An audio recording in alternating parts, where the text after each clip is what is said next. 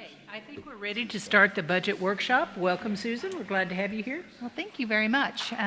Good afternoon, Vice President Logan, Superintendent Thompson, members of the board. Before we get started, I did have a request. If I ever volunteer to give a budget workshop on the last fiscal year of the month again, of the year, that someone properly correct me. Do you remember the workload last year? It's over the head. Yes, give me a good swift in the back. So, but we're going to mush on through what we've got for you today.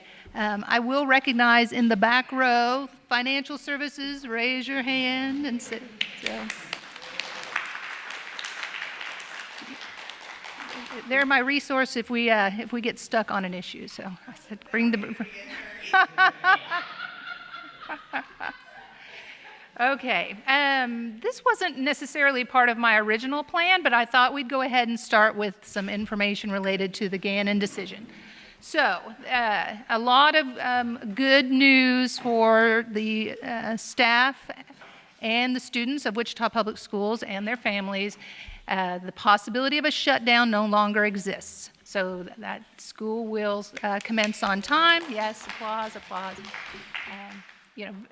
A lot of resolution to some very valid concerns that we've had now for several months, but no shutdown. Senate Bill 19, which was last year's school finance formula, will continue in temporary effect. So, and then the tweaks that were made in this legislative session to the finance formula will also be allowed to go into effect as of July 1st until further order of the court, which means we can operate as of Monday under the new rules in the finance formula until the court directs us otherwise. So that's also good. We can business as usual as of July 1st. So that's good. We can continue on. No special session will be necessary, so we're not going to be waiting on a special session to get budget forms. We should hopefully get those released from the state in a week or so, and we can get really firing on all cylinders. There is no change to the amount of funding in the formula for this coming fiscal year 19. So the estimates that we've talked about so far, we're going to be relatively in the ballpark. You know, we'll see when we actually do those final enrollment estimates, but no new money other than what we've already discussed. No change was dictated by the court. Okay.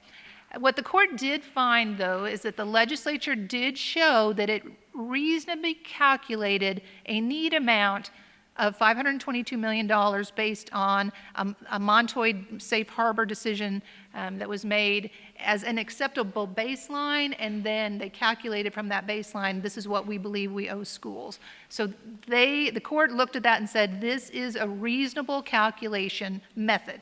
So that actually set the stage for their decision related to the problem that they had with that was that calculation failed to address inflation. And so that's really what we're down to is an inflation issue, which the hope would be that we could come up to some resolution in the next session related to inflation. We have the 2 years, fiscal year 18, and then this upcoming year, fiscal year 19, that the legislature did not address in their money calculation, in addition to the 5-year phase-in. So that's the period of time that they'll be looking at how much more related to inflation would be necessary to make that $522 million make sense. The court did note some discrepancies in how the legislature handled virtual funding, but those should be easily resolved. I don't see that to be a major issue. Because they found that methodology reasonable, they didn't even look at the cost studies. So they did not really consider the Taylor cost study or any of the supporting reports that went along with that. And they did indicate that all the equity issues had been addressed. So the formula was found to be equitable and then just inadequate primarily due to the inflation factor. The court has maintained jurisdiction.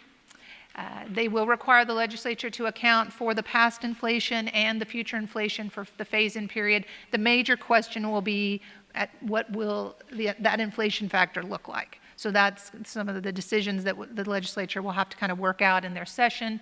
Briefs are due on April 15th of next year, oral arguments May 9th, and the deadline to address the adequacy issue would be by June 30th of next year. So relatively speaking, I think we're not that far apart related to maybe some final resolution. So I think there's a fairly, we're fairly hopeful we have a good shot at maybe having a long-term financial plan for the district. So that's good news.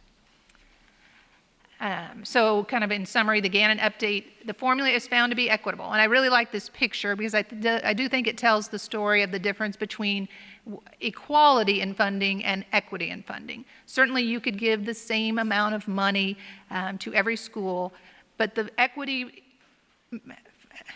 recognizes that certain students just require more resources to educate, to steal our own tagline, to get all Kansas students ready to dream, believe, and achieve. The state is looking at equity overall. And so I think for the most part, the courts found that the formula has done so, no new equity violations. We're ready to proceed on equity. And again, the last item related to the inadequate problems found in the formula are related to the inflation factor. I did. I know Mike's not here to see it. I'm so sad. I had to do just a little bit. Okay, so let's just a real quick. Sure. Just because I want to make sure that I'm tracking exactly with you. The inflation issue really affects all 5 years of this plan, including next year's. Yes. So they will have to come up with something that's inflation, a number that will be added on to. So as we budget, we're going to be having our next year's budget, but we'll know that at some point, some other monies might come in. That will be we know where right now under those two finance formulas that are in place, Senate Bill 19 and then the tweaks from this year, we know where we're heading right now. But the thought is we should get hopefully an inflation factor then built in. So yes, more money in those outlying years than what's currently set up that we're to get. But I understand the outlying years because we can budget. They'll have done that ahead of time. But this year, is it possible we would get some money? We will not get anything more for fiscal year 19, not in fiscal year 19. Okay, that was my question. Right. Because I just wanted to make sure it's going to be built into the formula for starting the year after. That's my understanding of how that's going to work. Yes. Okay, thank you. I got a question. Is inflation and CPI, so consumer price index, do those factor the same? The consumer price index could be used, and that in May, I believe, was 2.3%, but that isn't the only rate that they could look at. They could have a modified rate. I've heard 1.44% kind of thrown around a little bit. So that's kind of the big question, is what logic will be used to apply what kind of inflation factor.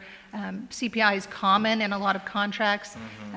They just, because it's fairly accepted, from an overall standpoint, but there's a lot of different methods, and it could be anywhere from 0 to 2 or 3%, but Okay.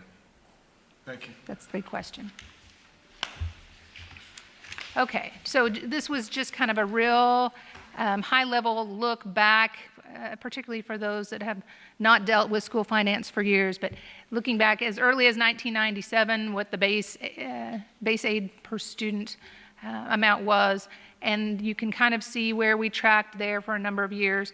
That big spike in the 2006 was the Montoy decision. And then you have the recession in 2008 going into 9, and then we level out during the tax cut years, and then you start to see the Gannon effect in those outlying years. So just to kind of see the visual history of that, I think is worth to see, and to see that while we are heading up, we're still not back to the 2008 level, although certainly the work that's been done is with the intent to get us back into that range. So, just one mention to Julie that I graduated high school in 2002 and started in 1998.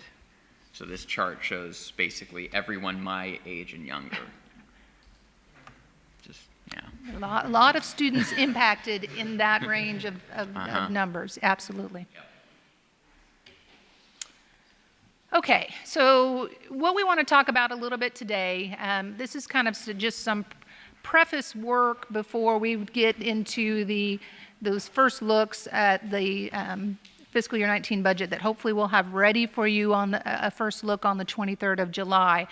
But we're going to primarily be talking about the revenue side of the world that we live in today as opposed to the expenditure side.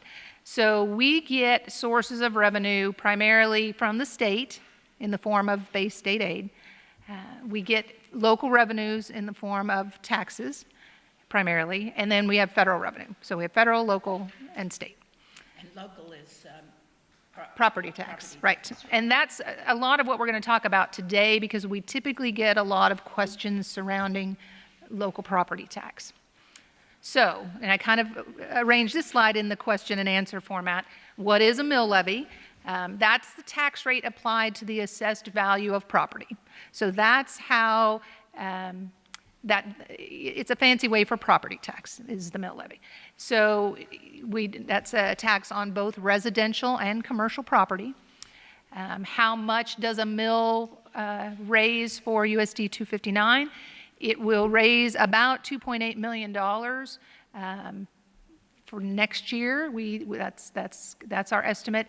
The assessed valuations in Wichita have actually been going up a pretty decent clip here in the last few years. We're probably going to be up over about 4%, a little bit higher over the past 2. Now that works really, really well for city and county governments because when assessed valuations go up, property tax collections go up, they can capture that money and build budgets around it. For us, it works well in certain areas, but our primary operational budget, the local option budget, when the assessed valuation goes up, typically then state aid goes down.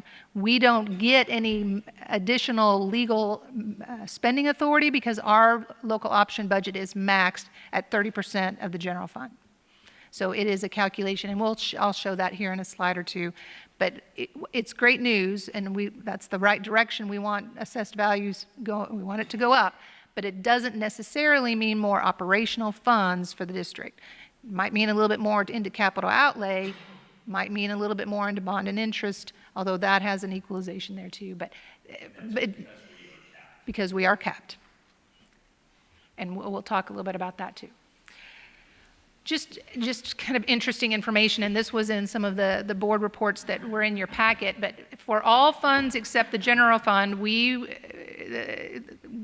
receive in tax receipts over $100 million from local taxes. So that's a pretty good chunk of our budget. It's part of that 18% that we talked about. Another common question we hear is how much does raising a mill cost a property owner? The value of a $100,000 home, $13 to $15 annually, to $200,000 home times 2. So that's the math. There is a difference between property tax calculations for residential property and property tax calculations for commercial property. Residential is calculated by multiplying the assessed valuation of a home by the appraised value of a home by 11.5%. Then we take that by the mill levy, multiply that by the mill levy, divide it by 1,000.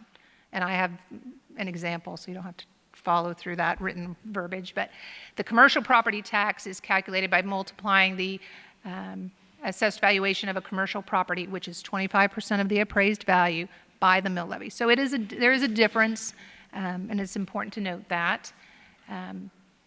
This is the calculation of our $100,000 market value home. We have the general fund calculation, which has a $20,000 exemption, which is why it's a little bit different, and then we have all other funds. And you can the $20,000.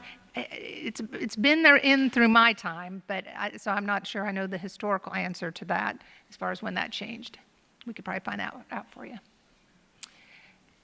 I think that what that does is that it gives a greater gift to a homeowner that has a lower property value. So it helps percentage-wise. You know, a $400,000 home having a $20,000 exemption is not much of a gift. But if you have a $100,000 home and you're going to only be taxed on it as if it was $80,000, that helps the lower income. And so I believe that it was probably the 80s. I think it was probably when Carl Brewer was mayor. I think that's when it got set that way. I learned something new. Thank you. So that's that. Walking through that calculation, that's kind of the math behind how the taxes actually are derived. And you notice I did split this out into general fund and all other funds because the general fund mill actually does not get remitted to us, it gets remitted to the state. And then the state gives it back to us in the form of general state aid, and they count it as general state aid. So it's just an interesting change that the legislature made several years ago. Sleight of hand. Just, I won't say the words, but for Wichita, that's about $50 million. So it isn't, that's a pretty good chunk of change. And then they come back to us in the form of state aid. So that's just a little bit of background on the concept of mill levy. Now I kind of want to jump to the concept of legal max. So once the district determines how much funding it's going to receive, we set the budget, and that's the part that we'll review and you adopt, and we move forward. That expenditure total, which is based on the revenues we receive, becomes the legal max budget by each fund. If any fund overspends the budget, so something goes terribly wrong in that world and we overspend, then we have to republish that budget with some sort of additional funds from another source. So if we set a budget of $10 million, say in bilingual, and bilingual spends 11, we've got to take that back out and republish it, get permission to spend additional dollars. We don't get additional money, we have to go move it from another part of the budget. If we receive less funding than is estimated, the district can only spend the funds it receives. And a good example of this, this is small dollars, but it illustrates the point. We, in last year's budget, a new piece of aid was for a reimbursement on professional development. And we budgeted $200,000 in reimbursement. It was a formula given to us by the state. When the funding actually came in, it was prorated, and we received about $38,000. So we we obviously spent more than either of those amounts in professional development, but had we been depending upon the $200,000 as a line item, we would not have been able to spend $200,000. We could only spend what we receive. Okay, and then if our estimates are way off, then we receive adjustments from the state which reduce our legal max spending authority. So that really won't happen right now for the base enrollment because it's based on either last year or the previous year, but it does impact our estimates on the weightings. And I'll show you that. Here is the kind of the look on the general fund legal max, what we budgeted and what our final legal max actually was. So you see the base didn't change, but as you move down the list, you can see variations between the funds as far as how much we actually ended up receiving because of estimate adjustments. It really goes to illustrate the point of how important our count date is in relation to the budget. I mean, attendance in school is important generally. I'm a big believer in kids going to school, but certainly on 9/20 from a budgetary perspective, because they show up a week later, we're obviously going to educate them, but we're not getting funding based on the fact that they weren't there potentially on 9/20. So that 9/20 count date, even though the enrollment is not based on it, the weightings are. So it is a really critical piece for us that we need to kind of recognize as a district that that's an important part of our funding structure.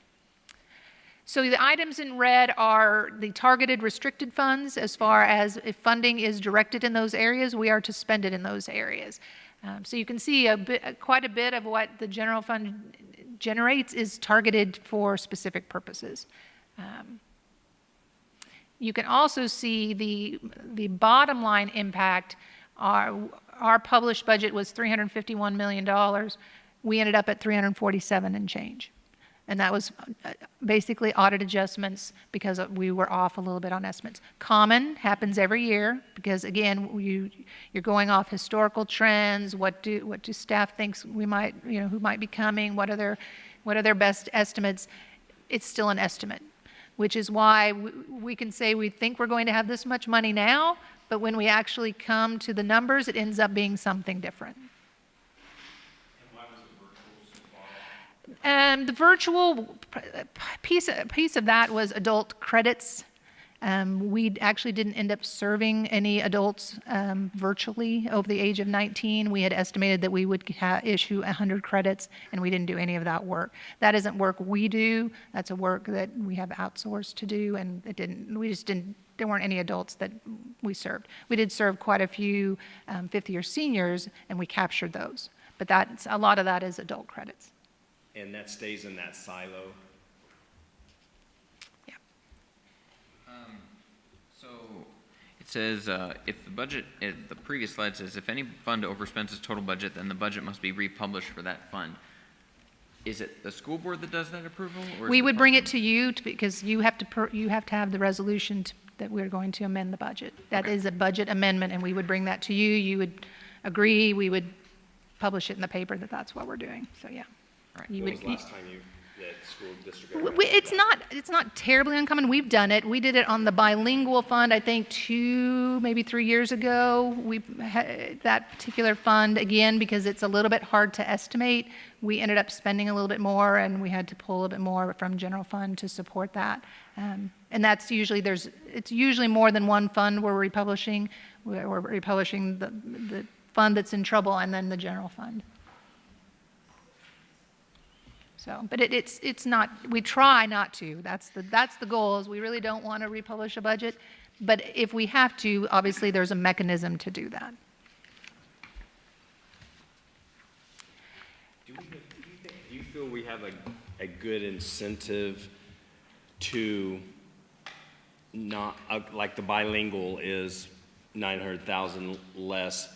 Do we have a good system in place where, because I know a lot of places you end up getting well, we have to spend this money or we're going to lose it. And it always seems to work against an organization when they get into budgeting, that they end up spending more than they really needed to spend. Do we have a good, safe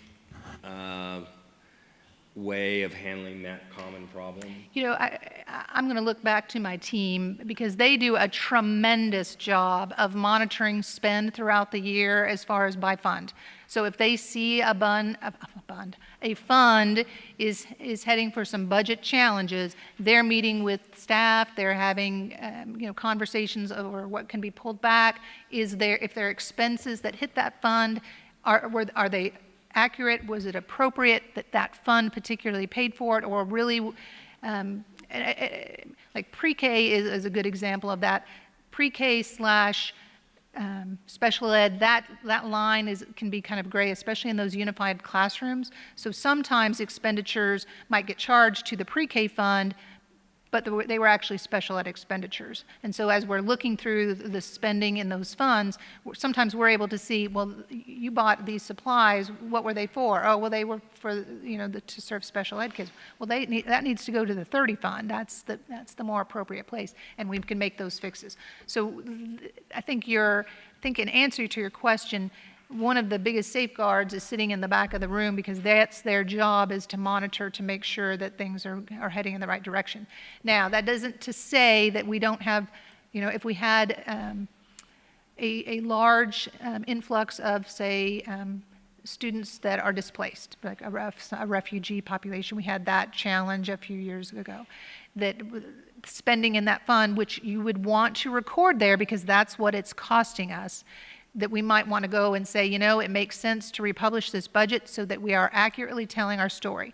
It cost us this much to educate these kids. We want it in the right fund. But I think Stan's question is the reverse of that. Not if it's going to cost more than we budgeted, but if we end up spending less than was budgeted, do we just then, quote, lose those funds?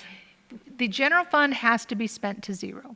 So, but the funds that move into the targeted areas, we can leave some ending balances to start the year, and we have done that. Bilingual ended the year with a little bit, CTE, that gives all of these departments that align with our strategic plan and the 7 themes of continuing to push through to improve student achievement. All of those areas, we left a little bit of cash so they can start the year and get their supplies moving. I think we're pretty solid there. So we are monitoring both for the over and for where percentages are way under for where we are in the fiscal year. If we have a fund that is only 30% spent and we're 60% through the year, they better have a plan for what they're doing. And most of the time they do. There's either a big purchase coming or they know there's something going on there. Very rarely would we find that they don't have a plan, because our staff's really good. And they don't go out and have a party and May. You know, no, we're pretty good about that.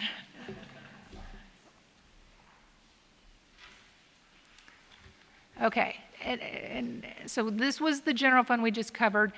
I want to talk a little bit about the LOB. So the LOB is kind of a funky calculation based on the general fund legal max, except it has an artificial base. So we take that all of the weightings and all of the enrollment numbers and you add them up. You multiply it by 4490, which is a base that was established some number of years back. And then you add back in SPED, so you don't actually count the SPED FTE, you count it back in the SPED dollars. And you get a new LOB base, and then you multiply that by 30%. So that's the calculation, and that sets your legal max in the LOB. Who's on first? What's on second? So when the general fund goes down, so will the LOB. And that's what happened here in this fiscal year, is because our legal max in the general fund ended up being less, so did the LOB. We are at the maximum we can be on the LOB without going to the voter for protest petition. And I thought it would be worthwhile. I'm not making any sort of recommendation, but I thought for the board to know the steps would be important. Can I reiterate? Yes. Just here, just so that you know, again, I just want to, for those of you who are listening, since we're being videotaped, that we are not making any recommendations to you at all about anything that you're being presented with this evening. However, we do think it is important as board members who make the decision about the budget that you understand the processes of what you could do if you so choose to do whenever you feel like you want to do it. This is just a workshop. This is not a decision-making or any recommendations that we're making at any point during this presentation, and I just want that for the record for those of people who may be watching. So there are several steps if we were to look at an LOB greater than 30%, and you can see I put in, no, I'm not making a recommendation, I'm just presenting facts. So school districts must notify the State Board of Education by April 1st of each year if they want to increase their LOB percentage. This is part of the reason why I wanted to give this information, because there is a deadline attached to any sort of decision-making process with the state. So that April 1st date is important to have knowledge that it exists. So the board may adopt by resolution such a budget amount not to exceed the state prescribed percentage of 33%. So we're at 30, you can go to 31, 32, or 33 if you adopt by resolution and majority vote of the board that you want to do that. The resolution should then be published in a newspaper having general circulation in the school district, subject to protest petition. And the patrons have 40 days to gather signatures. So you kind of have to work backwards from that date as far as timing. The resolution may be adopted unless a petition in opposition of the increase signed by not less than 10% of the qualified electors of the school district is filed with the county election officer. So that's the percentage of electors that would, if it hits, yes, if we have over 10%, you have a protest. And at that point, if the petition is filed, the county election officer submits the question of whether the local option budget shall be authorized to the voters in the district at an election called for that purpose or the next general election. So there would be a process if we would continue, if we have a valid protest petition. So again, just to reiterate, it's just the steps, not any recommendation, yay or nay. And just like the election that a lot of us got seated in, would we also pay for that election as well? I believe that is true. Okay. And that's why a lot of times you don't see school districts even do this type of vote, because then you're basically going out and asking the public to just give you more money for your general funds. There's nothing specific attached to that increase in dollars, whereas opposed to a special bond election, you can Right. say, for this amount, you are getting this. Right. But if you go into these type of elections or increase your LOB, then you're basically just saying, we need more money, Right. which is a very tough political Right. Right. Yes. case to make. This particular issue was brought up in the oral arguments at Gannon about the fact that, is this fair to districts who are already at 33%, that other districts would have to go through this protest petition? But the court decided that it did not find an equity violation in this particular process. So this is how it stands. This is constitutional. So this is the process we would need to walk through to do it. And you're right, it would not be without a specific list of things that we want that would accompany like a bond. You could try to make the case of Sure. what that is going to be used Sure. for, but it's still a lot tougher than. Pre-K or something like that that's specific. By the way, if it comes on the general election, the school board doesn't have to pay anything. It's the special, right? But if we have a special election, the school district pays for it. And since this has to be done by April, and we didn't do anything in April, we're not. Right, Yeah. not for fiscal year So 19. even if we were wanting to do something like this, we're talking not till next April. And we're not necessarily talking about next April. Right. Yes, not recommending anything. Just facts. Just the facts. We'll say it a few more times. So just to, again, I probably should have put this slide up a couple slides ago, but the 5-year mill levy history, to give particularly our newer board members that look at how the mill has kind of landed. Historically, our approach has been to try to keep the mill levy as relatively even as we can, knowing that there will always be, a quarter or a half or something like that, up or down a little bit. You can see here in the past few years, a couple spikes. I don't know if I have yeah, I do, a little bit. Here is where there was an equity adjustment made in the school finance formula, and we had to adjust the local tax in order to address that loss of equity in the school finance formula. It was restored here. We lost it again, and it was restored.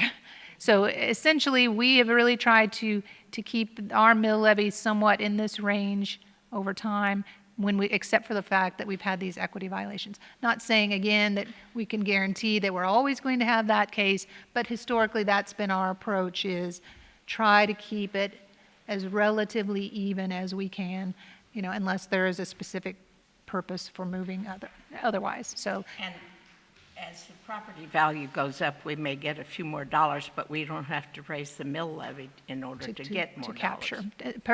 Again, particularly on the capital outlay and bond and interest, not so much on the LOB. Okay, so, and then this is just kind of how that mill levy actually breaks down into its components. The general fund is in blue at the 20%, or 20 mils, sorry. The capital outlay at 8. The supplemental general is at 17.52. Bond and interest is at 8, a little over 8, and then we've got just this little tiny bit for the special liability. So those are the components of the mill levy that for this fiscal year 18 was 53.683. So The mill levy for the LOB is then back calculated from the legal max that's based on our general? Yes, once we know what our legal max is and how much state aid is going to be received, and then we're able to determine what mill levy we need to maximize our 30%. That's why the state budget forms, basically walk us through that calculation, giving us the state aid numbers. That's why we can kind of guesstimate where we might land. But until we know what that final state aid figure is going to be, it's a little hard for us to nail down where LOB will fall. Okay. And that is really basically, in trying to keep the mill levy flat, we kind of have to adjust everything else because this If possible, I mean, again,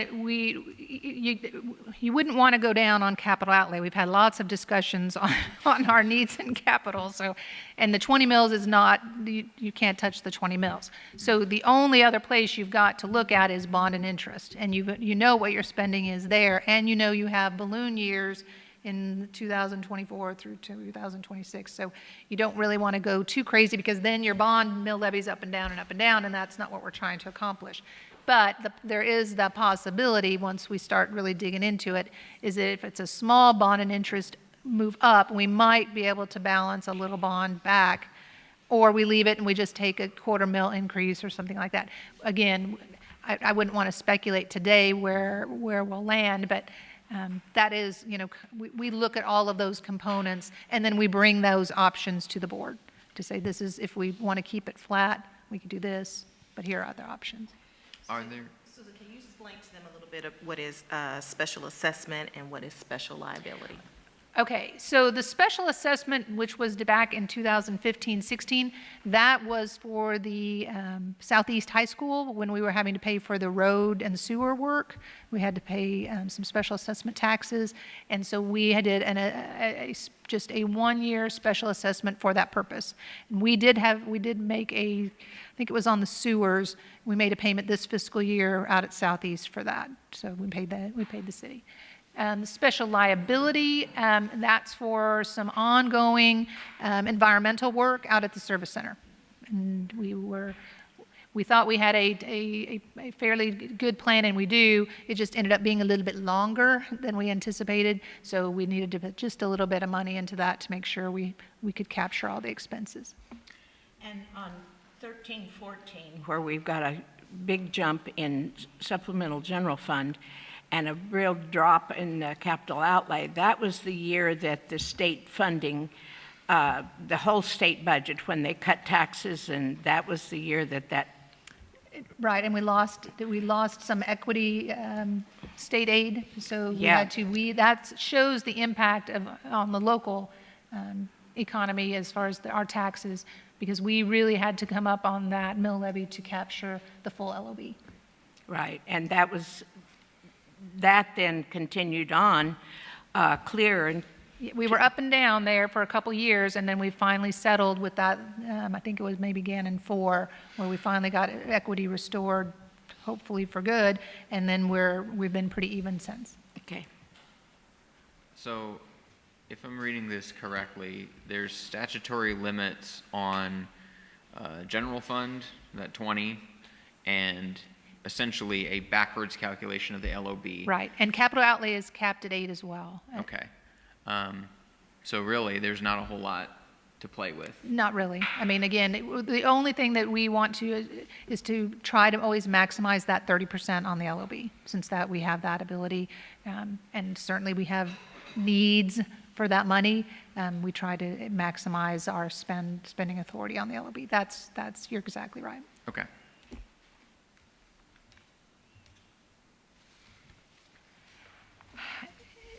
Regardless of what our source of funds are, it's always good to remember that we spend 88% of our operating budget in direct support of kids. So whether it's state, federal, or local dollars, we efficiently allocate those dollars into the classrooms with very little variation. It's been pretty stable at 88 to 89%.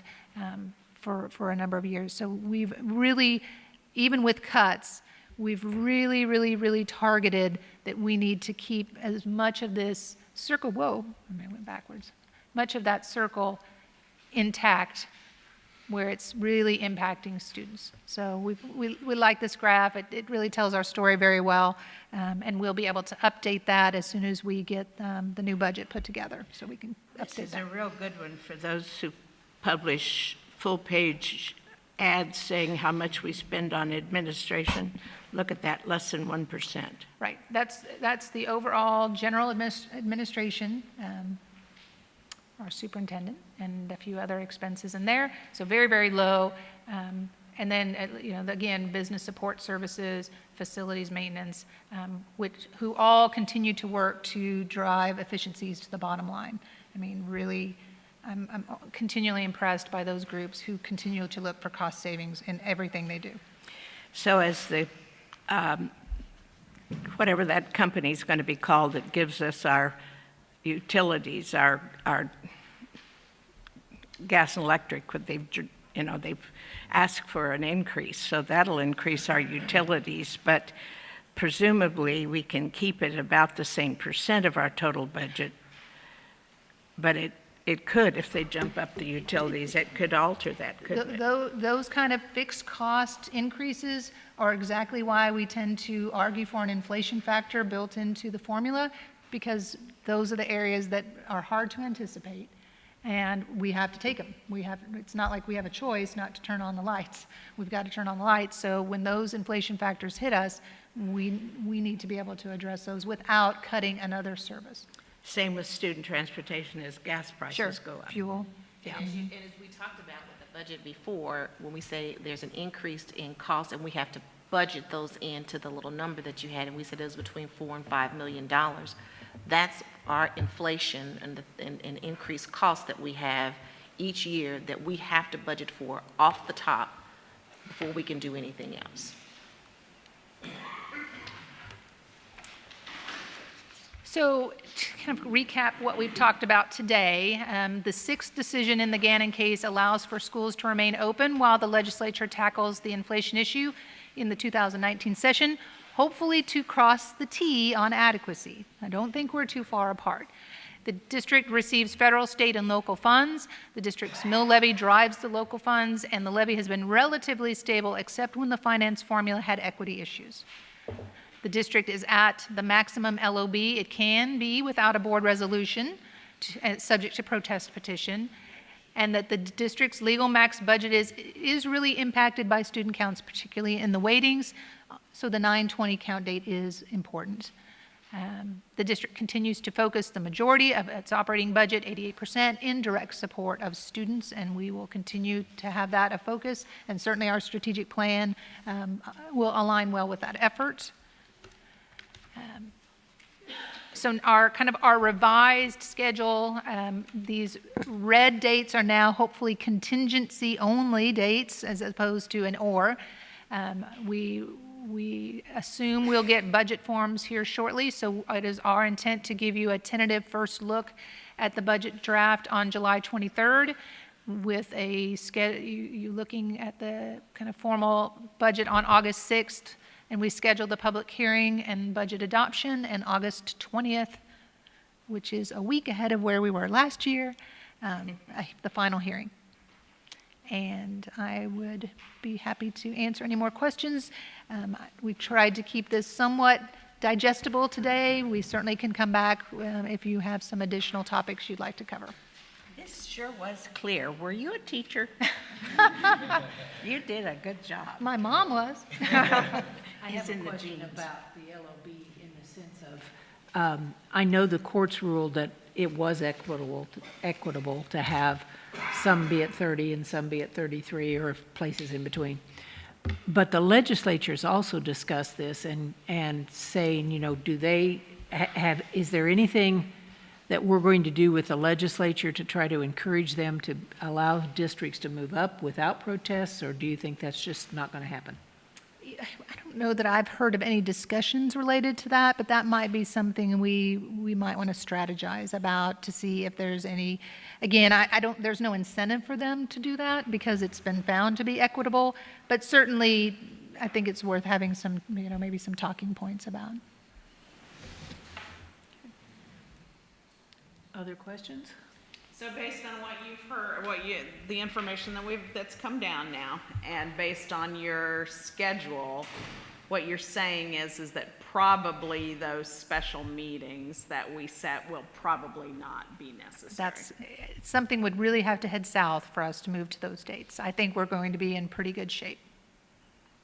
I think I've heard this before, but state revenue, is there like a top 3 or 4 places they get it? And I can't remember what was like their top ones that the As far as state where gets. they're getting their revenue. Yeah, it says we get, state revenue, but I mean, what makes up most of the revenue Well, other than just taxes? I don't have the percentage breakdown, but Kansas has been operating for years before its tax cut on kind of the three-legged stool approach, Right. which was the combination of sales tax, income tax, and property tax. Right. And that model for years worked very well, because if one area, say property values were going down, sales tax might go up to balance. If, income taxes maybe were going up. So that model worked extremely well. And then, when we went and cut income taxes, basically you chopped part of the leg off your stool. Yeah. And we had a little tumble. Yeah. But as that's been restored, we start to see the state budget really shoring up and performing even better than they anticipated. So I think their model of the three-legged stool works extremely well. I don't have with me that percentage of breakdown of what's what, though. That's fine. That's what I was thinking about. Thank you. I don't see any other questions. Excellent presentation. Thank you so very, very much. Thank you. And again, we're getting this from the data that we collected from you all at the beginning, when you said, what other things are you interested in, and what other things you need? And so, again, we'll take another dive at this here later with another survey, Mr. Rosales, to again test the waters of the needs and the desires of the board of what you want, and then we'll continue to plan appropriately. All right, I think we can adjourn this meeting. Thank you.